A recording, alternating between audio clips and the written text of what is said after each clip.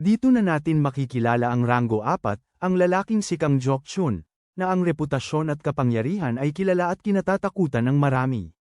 Nakatalikod, isang lalaking mahaba ang buhok ang nakikinig sa usapan sa telepono, hawak ng ibang kamay. Pagkatapos ay humiling siyang ulitin ang pangalan. Ulit-ulit ang pangalan ng ating bayani, si Kim Doyle, habang nakikita natin ang ilang mga taong nakabitin at marami pang iba. Nakapila sa likod ng lalaking mahaba ang buhok. May spray bottle na naglalabas ng likido kapag pinindot. Iniisip ng lalaki habang sumusuntok na nangangati ng husto ang mga mata niya at nagtataka kung ano kaya ang nilagay sa spray bottle na yun. Hindi tumama ang suntok niya sa ating bida, na mabilis na kumuha ng parang tuwalya o basahan. Ginamit niya itong parang letigo para hampasin ang malaking lalaki sa mukha. Halatang nainis ito matapos tamaan. Pinagmamasdan lang ng mga kaibigan si Kim na natatalo ang isa na namang boss at kaibigan nila ng nakakahiya. Tinatanong ng malaking lalaki ang ating bayani kung bakit daw siya nambabastos ng paraan ng pakikipaglaban. Umiwas ang ating bayani sa isa pang suntok ng lalaki, yumuko siya. Sinubukan naman ng isa pang sipa, ngunit naiwasan din ito ng ating bida. Naisip ni Kang Jok-chun na parang lamok ang bata, umiiwas sa lahat ng suntok at paikot-ikot. Pero lamok pa rin ang lamok at isang hampas lang ang kailangan para maalis ito. Pagkatapos ay binalot ng ating bida ang basahan sa braso ng kalaban. Ginamit niya ito para makakuha ng momentum at tumama ng malakas na sipa ng tuhod sa mukha ng malaking lalaki. Hindi natinag si Kang sa tuhod at naisip na nakakainis na ang laban at sinamantala ang pagkakalapit kay Kim at sinubukang hawakan siya, pero nakawala ito. Makikita sa eksena ang ating bayani na may basahan at spray bottle sa mukha ng kalaban habang ang kalaban ay hindi nataman. Ang paghawak at ngayon ay nakatayo na ng tahimik sa harap niya. Nagtitigan sila sandali at sumigaw ang ating bayani ng apoy, at sinimulang iwisik ang pamalit sa mukha ng kalaban. Ang kalaban ay nagreklamo dahil pumasok ang likido sa ilong niya. Ginamit ni Kim ang pagkakataong nalilito ang kalaban at nakapagbigay ng malakas na suntok sa mukha ng lalaki. Natamba ang malaking lalaki dahil sa lakas ng suntok. Nakabawi naman siya ng balanse at hindi natamba habang iniisip na kung may Diyos man ang pandaraya, iyon ay ang batang iyon. Pinahid ni Kang ang ilong niya para matanggal ang pamalit na pumasok. Sisilakay ulit ang ating bayani, iniisip na wala pa alam ang kalaban sa dami ng protina na kinain niya. Ang buhay at hinding-hindi siya mahuhulog sa isang mura at madaling panlilinlang. Tapos nakita natin ang jacket ng ating bida na lumilipad at kitang-kita na nawala ang ating binata. Bumagsak ang jacket sa mukha niya, nakatakip sa paningin, habang ang ating binata ay sumipa ng malakas sa mukha ng malaking lalaki. Sa wakas, naitulak niya ito sa lupa. Nanunood pa rin ang mga kaibigan na hindi makapaniwala at natatakot sa nangyayaring away. Napasandal si Kang sa locker habang nagmumura ng mahina. Kinuyam niya ang kanyang mga ngipin at pinagmumura si Kim. Biglang sumulpot ang ating binata sa harapan niya, handa na naman para umatake. Bigla na lang natin nakita ang tuhod niyang papalapit sa ilong ng malaking lalaki. Lubog na lubog ang locker sa likuran ni Kang dahil sa lakas ng suntok na sinuntok ang mukha niya. Tapos nakita natin ang ibang parte ng pasilyo habang malakas siyang sinasaktan ni Kim natin. Ang batang may pulang jacket, na natamba sa gulat, ay gumapang paatras dahil sa takot. Ang eksena, si Kang, D.F. Chun na nakasandal sa locker, si Kim naman ay nakatayo sa harap niya na hawak ang jacket nito habang ang batang may pulang jacket ay umiiwas. Ang nerd na nanunood ay nagulat na nalutas na pala ng ating bayani ang problema. Sinabi ng ating binata sa nerd na nahuli na nila si PG Chill. Samantala, iniisip ng batang may pulang jacket na katawa-tawa na hindi man lang makatanggol si Hyun, na hindi na nangyari ito simula pa nung kapitan. Sinabi ni Kim na bayaran na niya ang utang niya, pero sabi naman ng ating mahiyain na kaibigan, hindi raw si PG Chill yung lalaki. Kinuha niya ang kanyang armas sa lupa at sinabi na ang malaking lalaki ang nagsabi nito, kaya wala siyang dahilan para magduda. Nagpatuloy sila sa paglalakad habang paulit-ulit na sinasabi ni Kim na tumigil na siya sa pag-aatubili at bayaran na ang utang, pero ang mahiyain ay paulit-ulit ding sinasabi na hindi naman talaga yung malaking lalaki ang target. Muli nating nakita ang batang nakapulang jacket na tulala, nanunood sa lahat at pinagpapawisan ng malamig. Isang magandang bulaklak ang nasa gitna ng mga puno sa maghapon. Maya-maya, ang bulaklak ay nananatiling maganda, pero gabi na, biglang may mga patak ng ulan na tumulo rito, hudyat ng pag-uulan. Tapos ay makikita natin ang isang magandang malaking gusali na pinag-uulan. Ang gusaling yun ay ang Iljan High School at sa loob nito, makikita natin si Jongshin na dumarating sa pinangyarihan kung saan iniwan ng ating bayani ang ilang mahalagang tao na wala sa katinoan. Ipinatong ni Jongshin ang kamay niya sa mukha at nagmura ng malakas habang tinitignan yun. Kinabukasan sa Anime Appreciation Club, may palabas na karton sa telebisyon. Nag-uusap ang mga nerds habang sinasabi ng isa sa kanila na si Mr. Doc Shell ay napunta sa ospital. Tanong naman ng isa kung hindi ba si Jongshin galing sa Iljan High, na bigla na lang sumulpot at nagsimula ng gulo sa paaralan nila para hanapin si Doya. Habang kinukuha ang isang Jose gamit ang chopstick, ang ating bayani. Tanong kung isa ba siya sa mga tauhan ni PG Chu. Sinabi rin niya na dahil nahuli na si PG Chu, magpapakita rin ng isa pa roon sandali. Pero ang mahiyain na kaibigan ay nagsabi na hindi naman pala yun ang target. Paulit-ulit niyang sinabi yan. Bukod doon, tinanong niya kung saan nakuha ng bata ang pagkain at sinabi nitong kinuha niya yun sa cafeteria ng paaralan at sinabi ng mahiyain na kaibigan na ang pagkain yun ay para sa mga guro na magtatrabaho, hindi para sa kanya. Nagpatuloy ang usapan habang nakikita natin na umuulan pa rin sa labas. Sabi ng mahiyain na kaibigan, pakiramdam niya ay nangyayari ang lahat ng ito dahil nakialam sila sa grupo ng Iljan, habang tinatanong naman ng isa pa niyang kaibigan kung bakit nila ginawa iyon. Nagsimula silang magplano na pumunta sa guro sa ospital dahil sa pakiramdam nilang bahagi sila ng responsibilidad at tinanong kung sasama rin si Kim, na sinagot naman niyang hindi. Tinanong kami kung bakit, sabi ni Kim hindi siya nakumbinsi ng mga argumento nila. Pero ang kaibigan naman ay sasama para protektahan sila dahil delikado ang mag-isa. Biglang sumulpot si Mina na nagsabing baka dapat sumama na rin siya. Ang taong may utang sa amin ay nagsabi na ang babae ay halatang nakasuot ng damit na para sa film club at hindi sa anime club at si Mina ay hindi siya pinansin, binati lang ang aming bida. Sabi ng babae nagbago ang isip niya at gusto niyang manood ng anime at humingi ng paglipat ng club, kaya siya na ang bagong miyembro ng Anime Appreciation Club. Pagkatapos ay tinanong niya kung ano ang posibilidad na magkita sila doon at sinabing tadhana siguro ito nang makita namin ang baril na nakatutok sa kanyang ulo. Nakatingin sa baril na nakatutok ni Kim sa kanya, sinabi ng babae na mahilig siya sa mga pistol habang sinabi naman ng lalaki na hindi siya naniniwala sa tadhana. May isang estudyante na nakakilala sa baril bilang isang Glock G26 at humingi ng permiso kay Kim na hawakan ito at naningil siya ng $2,000 kada hawak. Nagsipagpila na ang lahat para hawakan ang baril. Maya-maya, nakita natin ang isang gusali na may mga neon sign sa gitna ng malakas na ulan. May nagsabi na swerte sila dahil hindi naman malalim ang mga sugat kaya hindi naman delikado ang buhay niya. May isang babae na nagsabi na ang punong guro ay nagpayo na mas mabuting magpahinga muna siya sa bahay. Sabi naman ng lalaki, wala lang yun, malapit na rin kasi ang mid-year exams ng mga bata. Parating na. Sa kanya sinabi na sabihin sa principal na babalik siya next week. Sabi ng babae, ayan na naman siya, sumusunod na naman sa paulit-ulit niyang ginagawa, tapos tumayo at sinabing hindi na siya kasing lakas ng dati.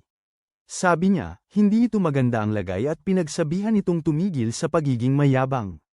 Si Mina ay naglakad sa tabi ng ating nerd habang tinatanong kung nasaan ang transfere. Ang ating nerd, may galit na ekspresyon sa mukha, ay nagsabing wala siyang alam. Tapos naisip niya na ayaw pala ng bata pumunta sa ospital dahil pinaglinis siya ng teacher at pagkatapos ay tumalon mula sa bintana ng third floor na parang walang nangyari. Pagkatapos ay naging sobrang galit ang babae at tinanong siya kung ano ang silbi ng pagpunta niya roon kung hindi naman pala siya. Sige, akmang may sasabihin pa sana ang nerd pero tumigil na rin siya. Sinabi niya na kung ayaw na nitong ituloy, pwede na itong umalis. Sabi naman nito, nakarating na siya ng ganito kalayo kaya itutuloy na niya, pero nakakainis daw. Habang bubuksan na niya ang silid kung nasaan ang guro, narinig niya ang asawa ng guro na nagtatanong kung alam ba niya kung gaano na sila katagal nakasal. Habang nagkakahawak ang kanilang mga kamay, sumagot siya na 20 taon na silang magkasama. Tanong ulit nito kung sa tingin ba niya ay hindi siya kilala nito at bakit daw lagi na lang nitong tinatago ang lahat ng bagay sa sarili na nakakasama raw sa kanya at kinakain siya sa loob. Biglang sumulpot ang ating bida na may hawak na dilaw na kahon. Noong nakaraan, sinabi ng guro na simula ngayon, maglilinis siya ng banyo ng mga lalaki sa ikalawang palapag sa loob ng 2 linggo. Pagkatapos ay tatanungin niya kung ano ang tinitignan ng bata at sasabihing umalis na. Habang paalis na ang bata, hihintayin niya ito sandali. Huminto si Kim at bahagyang lumingon nang marinig ang tanong kung nakatira ba siya sa ina at nakababatang kapatid. Sasabihin niya na kung ganoon, siya ang lalaking namamahala sa bahay at kahit mahina siya sa pag-aaral, hindi dapat siya gumawa ng gulo. Pagkatapos ay iaabot ng guro ang isang dilaw na papel. Dahil hindi niya ito agad kinukuha, tatanungin ng guro kung ano ang hinihintay niya at sasabihing numero niya yon. Sasabihin nitong tumawag kung may kailangan siyang matanda. Pagkatapos ay aayusin ng guro ang buhok ng bata, uniforme at sinabihang tumayo ng maayos, sinabing lahat daw ng nasa ganyang edad ay medyo mainitin ang ulo. Pero sinabihan din niya itong huwag na siyang paulit-ulit na pahirapan at ang dangal daw ng isang lalaki ang tanging meron siya. Bumalik kami sa ospital, at tinapos ng aming bida ang alaala niya noong sandaling iyon kasama ang guro, at sinabing dadalhan niya na lang ito ng inumin at aalis na. Lumingon si Kim at nakita ang nerd na nakatayo sa tabi ni Mina sa pinto ng silid ng guro sa ospital. Sa loob, nanginginig at umiiyak ang guro. Nagreklamo ito at sinabing nakakahiya. Nakita rin namin ang eksena mula sa labas ng bintana ng ospital kung saan malakas pa rin ang ulan. Mahigpit na hinahawakan ng asawa ang kamay nito, na siyang guro ng lahat ng tao. Aniya, imbes na maprotektahan ang mga estudyante, napahiya siya sa harap ng lahat. Tapos naalala niya ang sinabi ni Jongshin na mahina siya, parang nagmamakaawa na mahayla na lang palayo. Kinagat niya ang labi, ang braso'y nakatikip pa rin sa mukha. Nakayuko ang nerd habang iniisip ng guro kung paano na niya muling hahaharapin ang mga estudyante. Seryoso ang mukha ni Mina at narinig namin ng guro na nagsasabing napahiya siya sa isang taong pwedeng maging anak niya. Muli niyang tinanong kung paano na niya makakaharap uli ang mga batang iyon. Sunod-sunod ang pagtulo ng luha ng guro. Naghihintay pa rin ang mga bata sa labas ng silid ng guro. Narinig ng ating bayani ang lahat ng ito nang walang emosyon sa mga mata. Patuloy sa pag-iyak ang guro, nangangatal na sinasabi niyang wala siyang dahilan. Isang kidlat ang sumaksak sa kalangitan habang naririnig natin si PG Chul na nagtatanong kung dahil ba ito sa isang tao. Nakita natin ang isang buzzle at isang mukha na lubhang napuruhan. Pagkatapos ay tinapos ni PG Chul ang sinabi niya kanina, na tinatanong kung isang tao lang ba ang nakapagpatumba sa buong paaralan at sinabi ni Jongshin na wala siyang masasabi. Nanginginig, sinabi niyang nagkasala siya ng isang bagay na walang katuturan at nagmamakaawa para sa isa pang pagkakataon na mahuli ang taong yun. Pinutol siya ni PG Chul, na sinasabi niyang mali ang pagkakaintindi niya sa utos. Sabi niya kung gusto niya talagang bumawi sa kanyang pagkakamali, sana'y nadala na niya ang bata sa kanya. Na ngayon ay panahon na para managot siya at pagkatapos ay tinanong kung siya ba ay aminin mo na. Sabi ng bata, mananagot siya at tatanggap ng anumang parusa. Tapos, may ibinatong gunting sa tabi niya. Sabi ni PG Chul, kailangan niya ng 10 milyon sa loob ng 1 linggo at kailangang putulin ang kaliwang tainga niya at iwan doon. Sigaw ni Jongshin na susundin niya ang utos ng eksakto at sabi ni PG, may isa pa. Tapos tinanong kung tama ba ang pagbanggit niya sa pangalan ng bata at kung Kim Doyle nga ba yun. Sabi ni PG, 3 araw lang siyang binibigyan para dalhin ang bata. Napunta kami sa maliwanag na pasukan ng isang arcade. May nagsabi na dapat tumigil na siyang ngumiti habang pinapalo, dahil doon iniisip ng mga tao na tanga siya. Naglalaro ang ating bida ng shooting game, at pinapahiya ang lahat habang kinukunan ito ni Mina sa kanyang telepono, sinasabing napakagaling niya. Sabi naman ng nerd, hindi naman daw siya palaging tinatawag na tanga at hindi naman daw dahil doon nagsimula ang pananakit sa kanya. Tapos naalala niya ang pananakit sa kanya ni Park Kang-wook at tinanong siya kung ano ang natamo niya sa pagsusumbong niya sa mga ito sa guro. Kinabukasan, nakangising mapang-asar itong lalaki habang nakapalibot ang braso nito sa kanyang balikat, sinasabing natauhan na raw siya. Matapos magbigay ng 30,000 donasyon, naisip niya na matapos ang araw-araw na pananakit, naging tanga na nga pala siya sa huli. Makikita naman natin ang ating bida na naglalaro ng shooting game at napakahusay. Nagrereklamo ang nerd na hindi nakikinig ang bata at seryoso siya habang ang babae naman ay cheer ng cheer para manalo ang ating bayani sa laro. Sinabihan siya ng ating bayani na magsalita ng may katuturan mamaya na lang, pagkatapos ng laro. Sabi ng babae, hayaan na lang daw siya, may date daw sila, pero hindi rin siya pinakinggan. Naiwang nakatayo ang ating nerd na may galit sa mukha. Naalala niya ang guro sa kwarto ng ospital na nagsabi na hindi na raw niya kayang harapin ang mga estudyante dahil sa kahihiyang dinanas. Tinatanong niya ang iba kung paano sila makakapaglaro ng ganito samantalang hindi siya pinapansin ng babae at sinasabihan lang ang ating bayani na patuloy na maglaro. Dahil hindi siya pinapansin, patuloy ang babae sa pag-cheer at pagsasabi sa ating bayani na magpatuloy sa paglalaro. Sumuko na ang nerd, napahawak sa ulo, at nag-isip kung bakit nga ba kinakausap pa niya ang ating bayani. Naglagay siya ng plastic bag sa isang bangko at binuksan ito. Inilalantad ang isang baunan ng pagkain na sinasabing ang ating bayani ay magsisimulang magreklamo na naman tungkol sa pera. Pagkatapos balutin ang baunan sa plastic bag, sinabi niyang aalis na siya, umikot at nagsimulang maglakad palayo. Pagkatapos ay tinawag niya si Madango habang ang huli naman ay nag-iisip kung effective ba yun pero ang ating bayani ay gusto lang naman ipaalam na mali ang kinuhang baunan. Sumigaw siya na sa kanya yun dahil siya ang patuloy ang ulan sa gabi habang nakikita natin ang isang maliwanag na gusali. May nagsabi na hindi nila alam kung saan nakatira si Kim o anuman ang pangalan niya pero alam nilang ang tauhan niya ay nasa isang apartment doon. Pagkatapos ay nakita natin ang sumusunod sa babae habang kinukulit siya kung anong apartment at unit, pero nauutal siya at sabi ay hindi niya alam. Sinabi pa niyang tinawagan niya raw ang lalaki pero hindi sumasagot at talagang hindi niya alam ang unit number. Nagtataka ang lalaki kung bakit lagi siyang nadadamay sa ganitong gulo gayong wala naman siyang kinalaman at sino ba naman ang nakakaalam ng eksaktong address ng ibang tao. Bigla na lang, sinuntok siya ng lalaki sa tiyan. Napabuga siya ng hangin dahil sa gulat.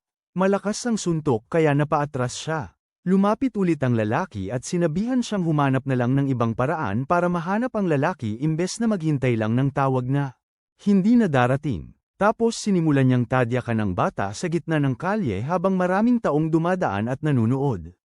Muli niyang naisip kung ano ang nagawang mali niya at bakit siya ang sinasaktan dahil dito. Nakatingin ang mga tao sa paligid na may payong, nagbibigay ng pagkagulat.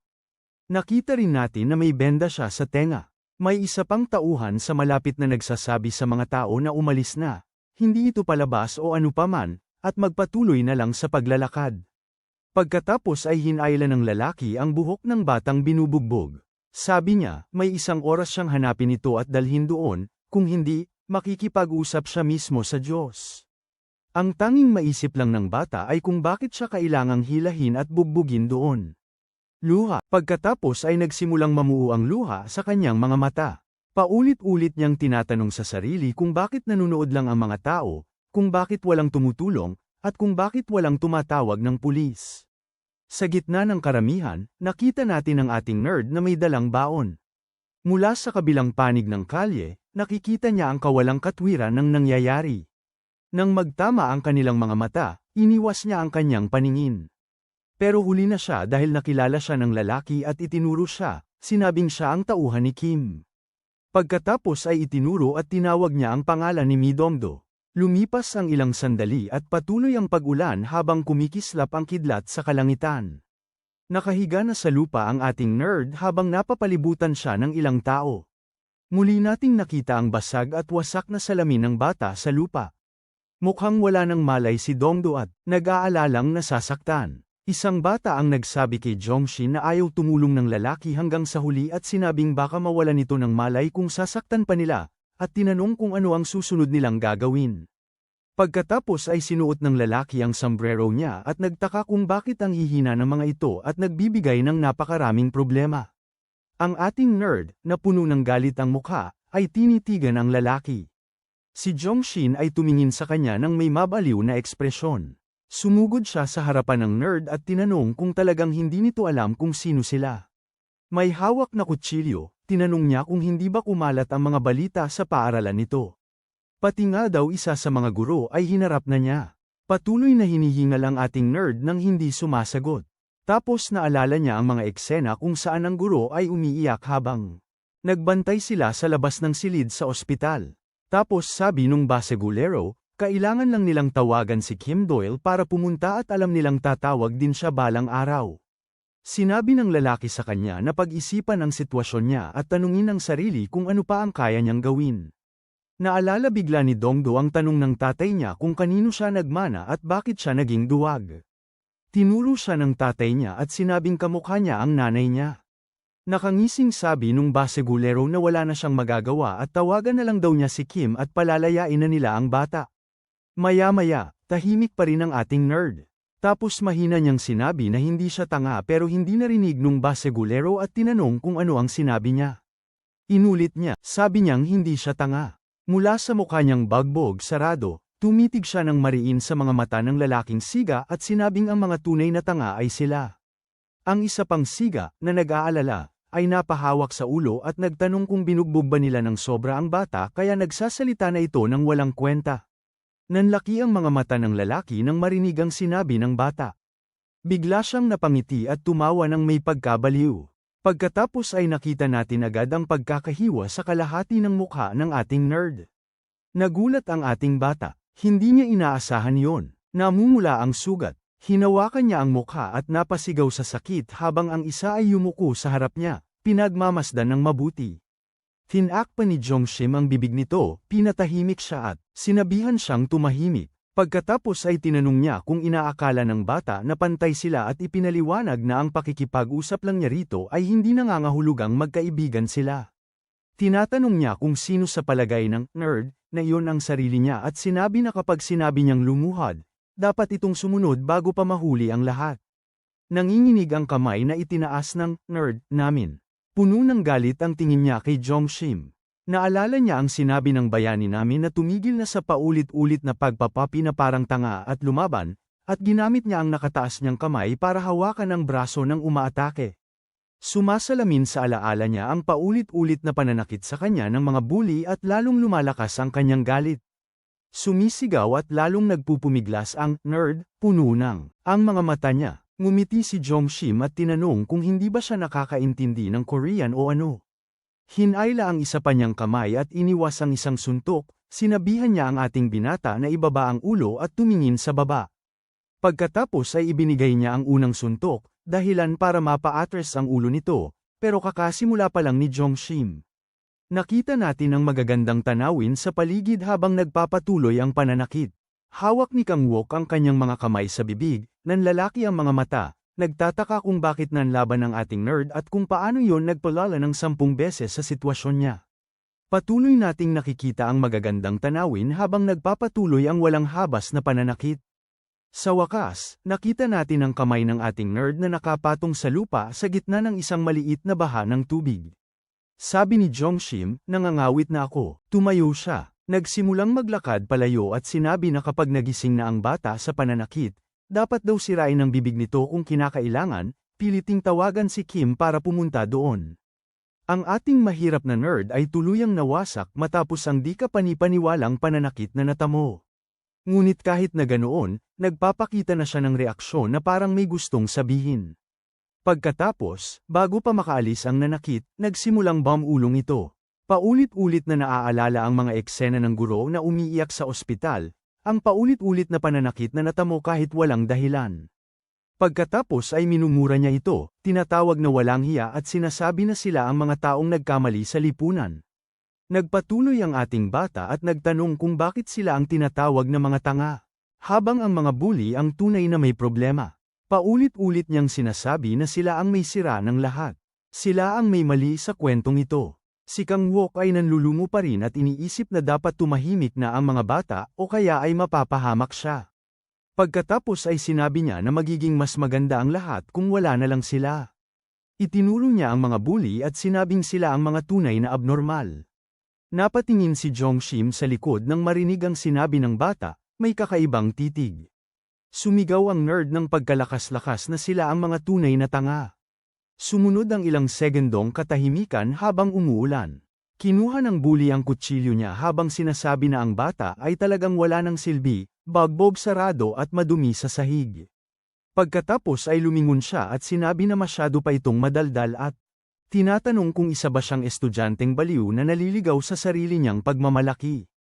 Pagkatapos ay handa na siyang saktan ng ating nerd gamit ang kanyang kutsilyo. Nakalutang sa ibabaw niya, hawak ang buhok ng bata, iniisip niya kung ano ang mangyayari kung dudurugin niya ang isa sa mga mata nito. Hindi na napigilan ni Kang Wook at sinigaw ang pangalan ng nerd, Madango.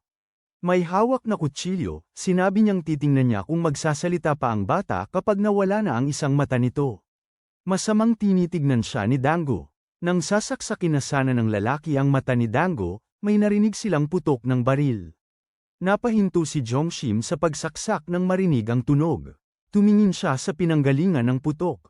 Tapos nakita natin ang isang piraso ng kahoy na may maliit na bandila. Lumalabas ang uso ng baril na may nakasulat, Kim Doyle, huwag kang gagalaw. Saka kinausap ng kasamahan niya ang sarili, sinasabing dapat pala'y goma lang ang bala, hindi yun, at inihagis ang baril sa likuran niya. Ang matabang lalaki na mahaba ang buhok ay itinuro ang ating bida, na uutal, nagtatanong kung siya nga ba ang may kagagawa ng lahat ng gulo. Tinitigan siya ni Jongshim ng kanyang karaniwang madilim na tingin. Pagkatapos ay tinanong ni Kim kung sinadya bang ipalit ng ating nerd ang kanilang mga telepono. Kinuha niya ang telepono sa lupa at nakita niyang basag na basag ang screen. Itinaas niya ang telepono at tinanong ang mga lalaki roon kung sino ang may gawa noon. Diretsyong tinitigan ng gulat na si Jongshim, tinanong ng ating bida kung siya ba yun. Muling laminggalinga si Kim. Maingat niyang pinagmasdan at sinuri ang paligid. Nakita niya ang bawnang nakakalat sa lupa. Sabi niya, mukhang kailangan ng lalaki ng leksyon, at hindi siya magdadalawang isip. Malapad ang ngiting ibinigay ni Jongshim habang ang ating bida ay nanatiling walang gana ang mukha. Nakangiti, tinanong niya kung siya nga ba ang gumawa at nagpakilala. May biglang pumihil sa kanya sa pagsasalita at nakita natin ang gulat sa mukha niya. Pagkatapos ay tinapos niya ang sasabihin habang nakita nating nahulog ang payong ni Kim. Isang iglap lang, nakita na natin si Kim sa likuran ng lalaki, kitang-kita ang mga tama. Sabi niya, imposibleng mangyari ito at hindi niya mapapatawad. Ngayon, mapapakinggan na natin ang kwento ng insidente sa karaoke bar sa Silamdong. Sa gitna ng insidente ay ang Yoliel Nama, isang grupo ng mga batang naglayas na namuno sa lungsod ng Silamdong. Ginamit ng grupong ito ang mga batang babae para suolan ang mga pulis sa lugar, kaya't mabilis silang naging kilalang gang ng mga kabataan.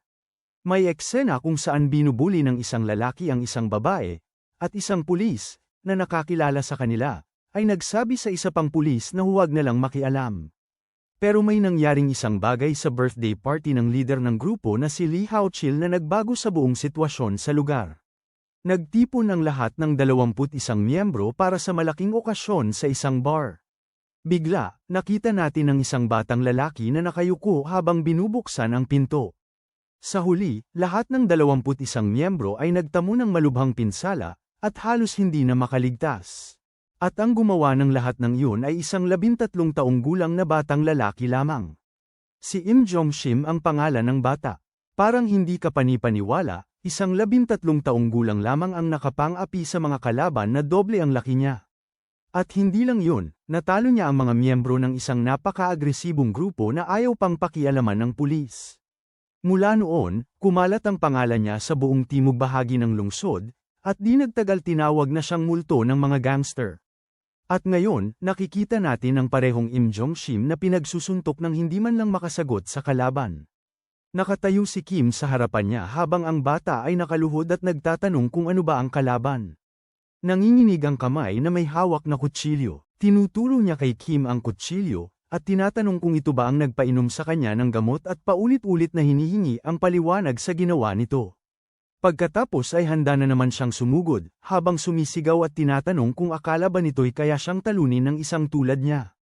Mabilis na umiwas si Kim.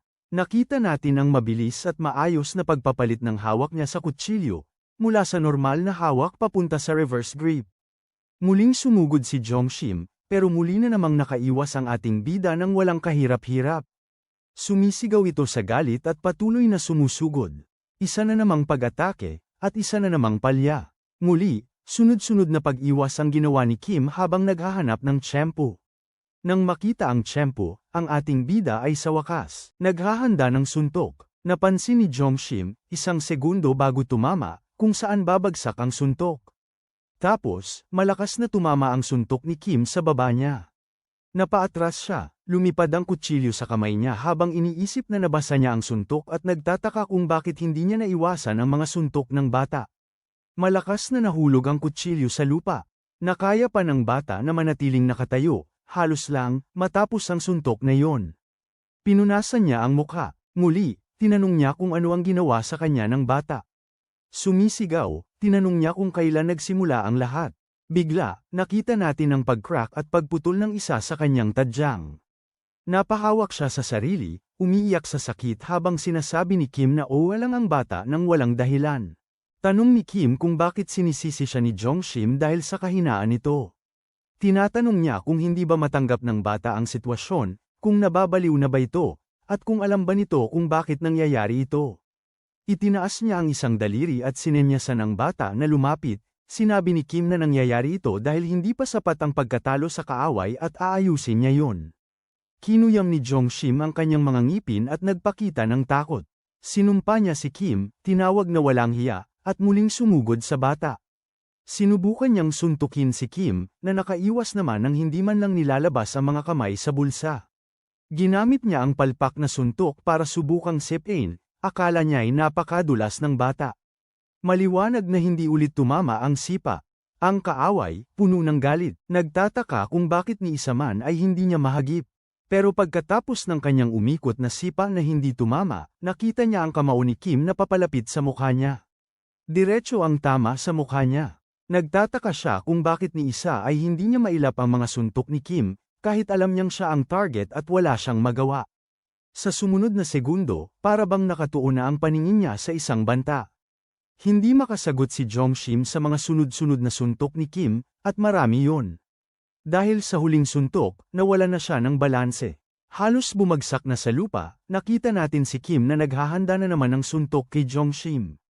Bigla siyang tumigil. Tapos, habang nahihirapan ng tumayo at hingal na hingal si Jongshim, sabi ni Kim na ang lugar na ito ay isang nakatagong hiyas. Tinitigan niya ang bata gamit ang kanyang karaniwang walang ganang ekspresyon, at pinuri ang tibay ng loob nito. Malamaw ang mukha nito, nakatitig lang kay Kim, halatang baluktot ang mga paa, at pilit na inaalalayan ang sarili. Sabi ni Kim, mabuti raw yun para mas mapalo pa niya ng kaunti. Si Kang Wook, hawak ang ulo at tulala, lagi na lang nag-iisip kung dahil lang ba sa pagbagsak ng pagkain sa lupa ginagawa yun ni Kim.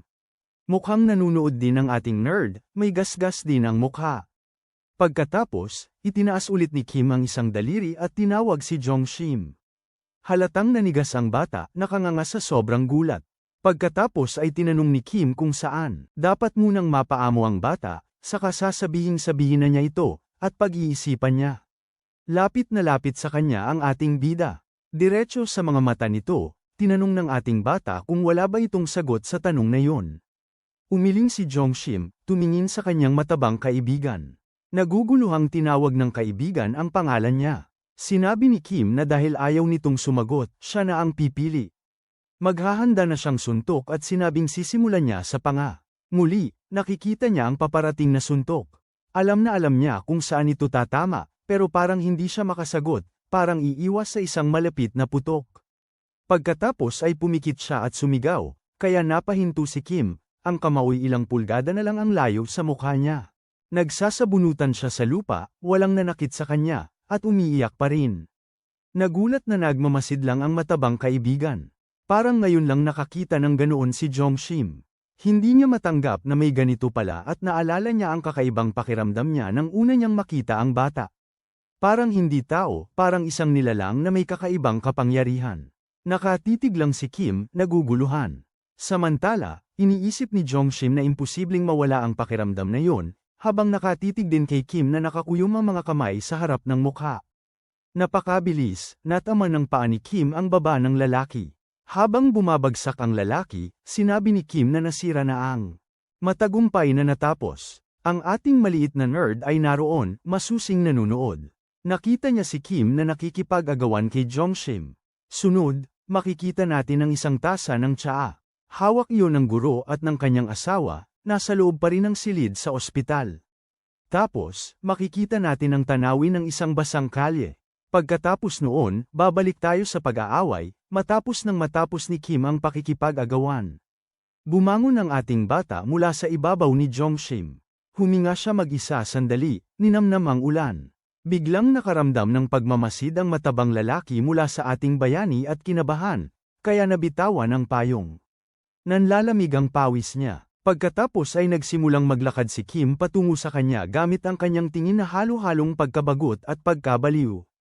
Bigla, makikita natin ang pinagtataguan ng pamilyang Takas. Mula sa Tiger Clan, sa isang pasilyo, makikita ang ilang katawan na nakahandusay sa sahig habang ang ibang lalaki ay nakatalikod sa dingding.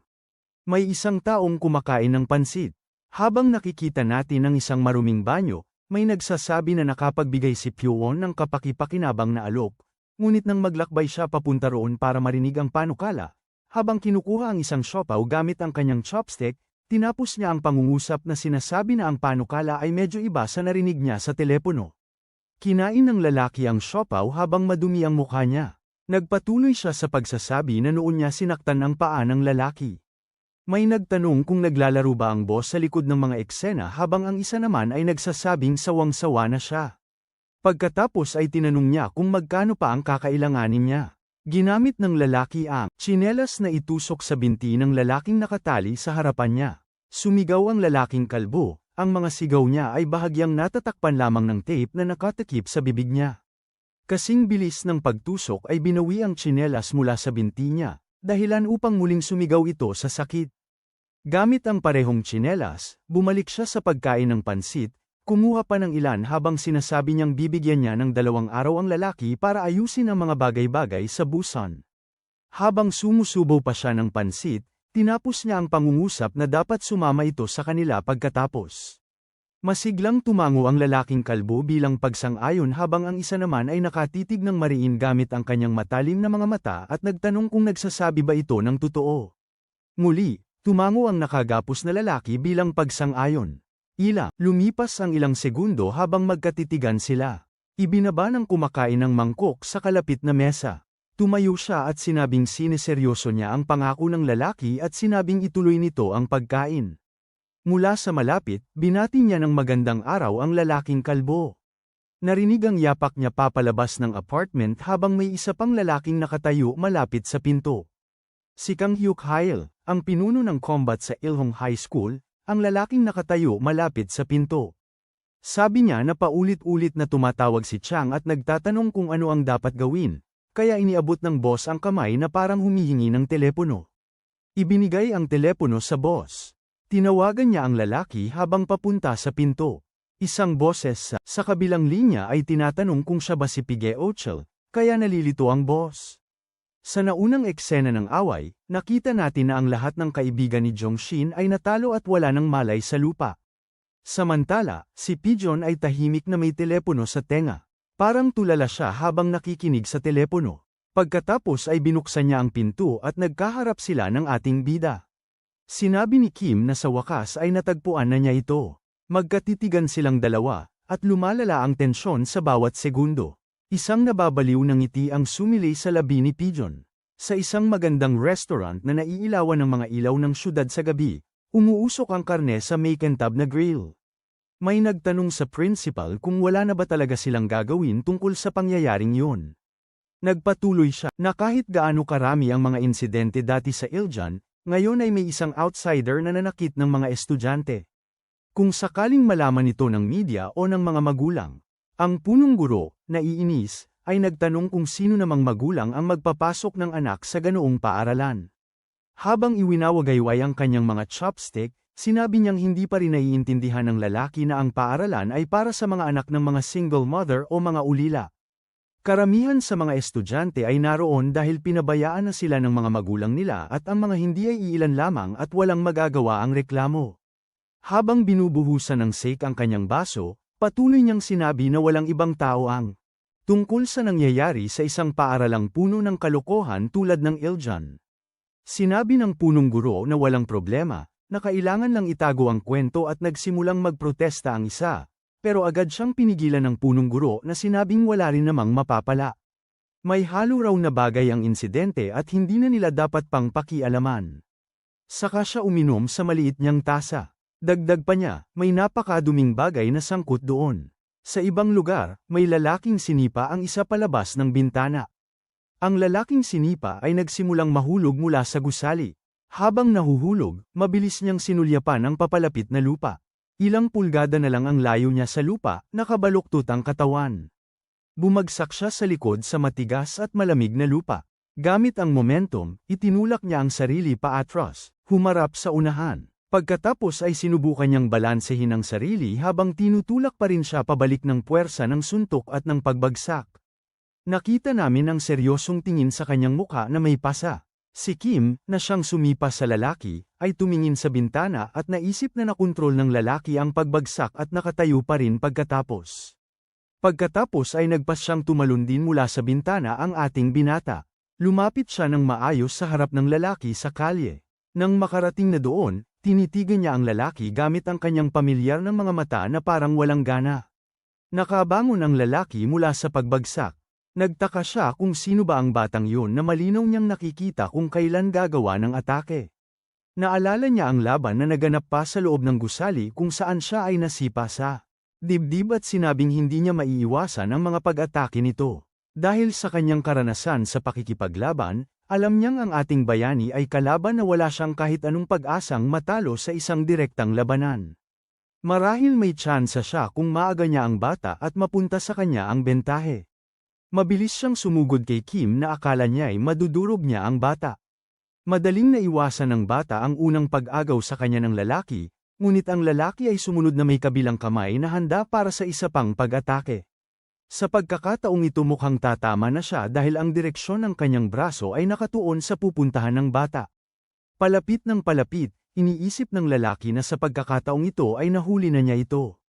Nang ang kanyang kamay ay damapo sa walang laman, naisip niyang ang bata ay isang madulas na lalaki. Ginamit ng kaibigan natin ang pag-iwas niya para sipain ang kalaban sa mukha. Naabutan nito ang kalaban at natamba ito. Samantala, tumayo si Kim at ikinuyom ang kaliwang kamao. Tumama ng maayos ang suntok sa mukha ng lalaki. Nanatili ang seryosong mukha ng kaibigan natin habang inaalala ang mga pangyayari pagkatapos ng laban kay Jongshin. Buhat-buhat niya ang kanyang mahiyain na kaibigan sa likod habang pababa sila ng hagdan. Mahinang tinawag siya ng kaibigan gamit ang ulo na nakapatong sa balikat niya. Tinanong kung mag-iiwan ng peklat ang sugat sa ilong. Dahil hindi ito sinagot ni Kim, sabi ng kaibigan na wala namang problema. Maya-maya, sabi niya na makikita niya araw-araw ang peklat na yun sa salamin. At nagpa siya si Kim na tanungin kung bakit ang batang lalaki ay patuloy sa pagtatanong ng mga obvious na tanong. Pagkatapos, sinabi ng nerdy na kaibigan na hindi ito patas. Habang naaalala niya ang mga eksena ng pagkatbiting at pagdurusa sa mga kamay ng mga bully sa paaralan, sinabi niyang mayroon na siyang sugat. Kahit gaano pa man siya magsikap na burahin ito, iiwan pa rin ito ng peklat. Paulit-ulit niyang sinasabi na talagang hindi ito patas. Sa laban, nakikita natin ang malaking tao na umuungol sa sakit habang nanginginig mula sa epekto ng mga palo. Sa sandaling inalis niya ang kanyang kamay mula sa kanyang mukha, ang tuhod ng ating batang lalaki ay nandyan na upang salubungin ito.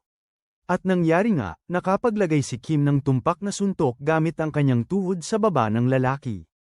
Habang nahuhulog pabalik, nagtataka ang lalaki kung ano ang mali, kasama ang batang yon. Inihagis lang siya nito palabas ng bintana, at ngayon ay tinutuon na nito ang ilong at mukha niya. Napasubasub ang lalaki sa lupa, malakas ang pagbagsak.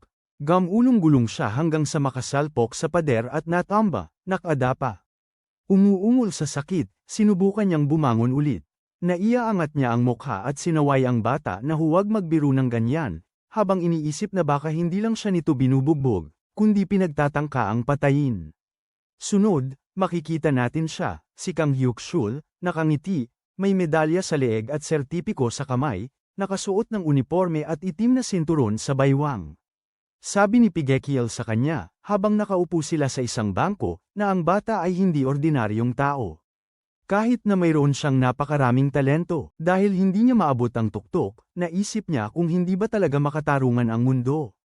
Pagkatapos, at halata naman, inabot ni PG ang kamay nito at sinabing tanggapin, dahil gagawing espesyal na tao ng lalaki si PG. Nakatayo na siya, iniisip na tinanggap siya ni PG, na isang espesyal na tao, at wala ng paraan para patuloy siyang masaktan ng batang yun. Nanlalaki ang mga ugat sa mukha niya dahil sa galit. Walang pag-aalinlangan, sumugod ulit siya kay Kim. Patuloy na umiiwas ang ating binata, iniiwasan ang suntok ni Kang. Habang hindi niya naabot ang atake, naisip niya na isang hablat lang sa bata, tapos na ang laro. Umusad pa ang mga pag-atake habang depensahan ng ating binata ang sarili at iniisip ni Kang kung saan ididirekta ang mga suntok. Sa mukha niya, tapos biglang aakmang susuntukin pataas para malito siya. At gamit ang isa pang kamay na nakabuka, ang plano ay agawin si Kim. Mabilis niyang nahawakan ang manggas ng damit ng ating bayani, nakangiti. Sabi niya tapos na para sa bata, habang iniisip na sa sandaling yun, nagawa niyang maabyute ng bata nang wala sa pag-iingat. Ang isa pang kamay ng lalaki ay napunta sa batok ni Kim. Umikot siya, isinandal ang baywang niya dito at pinaikot ang ating bayani kasama niya. Mabilis at malakas ang pag-ikot niya, pero napansin niyang hindi naangat ang ating bata dahil sa paggalaw ng baywang niya. Nakita natin na hindi niya naangat si Kim. Ikinalat ni Kim ang timbang ng kanyang katawan, lumapad ang kanyang pagkakatayo, kaya naging mas mahirap siyang buhatin. Nagulat ang lalaki, naisip niyang ang bilis ng galaw ay para lamang sa isang propesyonal. Bigla ang binago ng ating bida ang pagkakatayo ng kanyang mga paa, ginamit ang bigat ng lalaki laban dito. Nakita natin si Kim na itinaas ang lalaki at gumawa ng isang kontragalaw para mapabagsak ito. At perpekto niya itong nagawa, napaupo ang lalaki at tumama ng malakas ang ulo nito sa lupa. Habang nararamdaman ang epekto ng pagbagsak sa kanyang katawan, naisip ng lalaki na wala sa ayos ang lahat. Sa gitna ng sakit at paghihirap, nagtataka siya kung sino ang lalaking iyon. Patuloy niyang iniisip na ang lalaki ay lumalabag sa batas ng kalikasan, na tila pati ang grabidad ay hindi na gumagana sa paligid nito. Nagsimulang bumangon si Kang, umuungol sa sakit at iniisip na wala sa may katuturan nito, parang wasak ang mukha niya, at tulala pa rin siya, hindi makapaniwala na kaya ng lalaking iyon ang lahat ng iyon. Hindi nagsayang ng oras si Kim at hindi pinagpahinga ang lalaki, sumipa siya patungo sa mukha nito. Bumalik tayo sa alaala kung saan buhat-buhat ang nerd at sinasabi nito kay Kim na hindi niya alam kung gaano kaaliw na makasama siya, nababayaran niya ito kahit kailan gusto nito.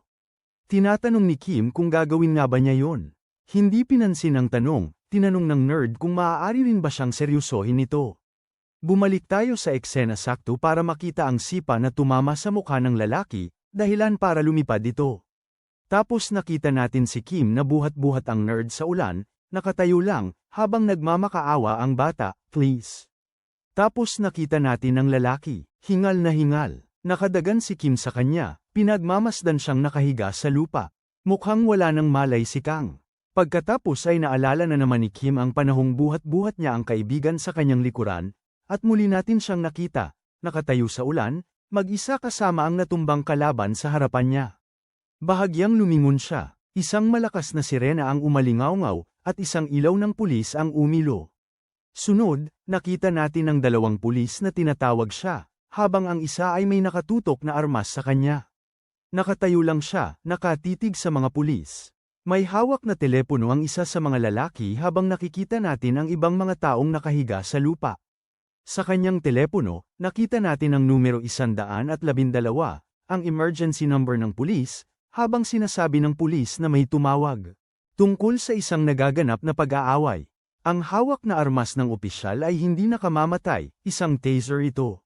Sabi ng isang pulis sa kanya na itaas ang mga kamay at dahan-daang lumapit sa kanila, habang ang isa naman ay nagsasabing gawin na niya ito ngayon. Bigla na lamang, malakas na nataman ang opisyal sa mukha. Nakita natin si PG Chill na may hawak na bato. Siya ang sumuntok sa opisyal ng di inaasahan.